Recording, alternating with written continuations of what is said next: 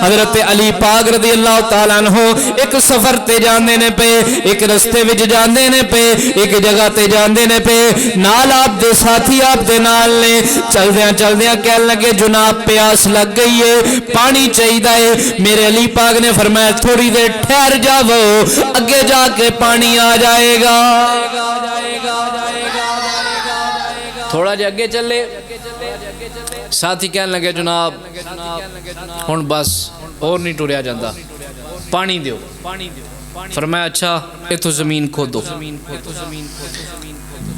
ساتھیاں نے زمین کھودنی شروع کر دی، کھود دینے پہ کھود دے اگے ایک بڑی سخت چٹان آ گئی، اتنی سخت چٹان کہ سارے نے زور لا لیا پر چٹان نہ ہلی۔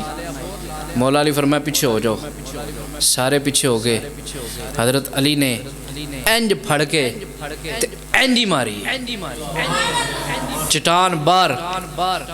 ساتھیاں نے پانی پیتا تے شاید نالو زیادہ مٹھا تے ٹھنڈا پانی۔ سامنے دور ایک گرجا سی، اتھے ایک پادری، اس سارا منظر ویندا سی پیا۔ اور پادری دوڑا آیا، کہنے لگا جناب تسی اللہ دے نبی ہو؟ فرمایا نہیں میں نبی نہیں، میں تے نبی دا غلام ہاں۔ کہنے لگا پھر مینوں دسو تسی اللہ دے فرشتے ہو؟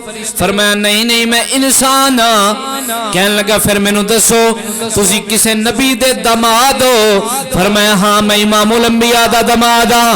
ہاتھ چومن لگ پیا، قدماں چ ڈکیا، کہنے لگا جناب مینوں بھی کلمہ پڑھاؤ تے مسلمان فر کرو۔ آپ نے مسلمان کیتا۔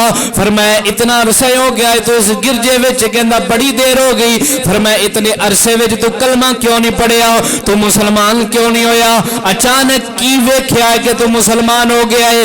کہنے لگا جناب میں اس گرجے دا پادری ہاں، میں جاہل نہیں ہاں، عالم ہاں، میں اپنی کتاباں وچ پڑھیا ہے اس جگہ تو چٹان ہلا کے اکھاڑ کے پانی او کڈے گا، یا او نبی ہوے گا یا نبی دا داماد ہوے گا۔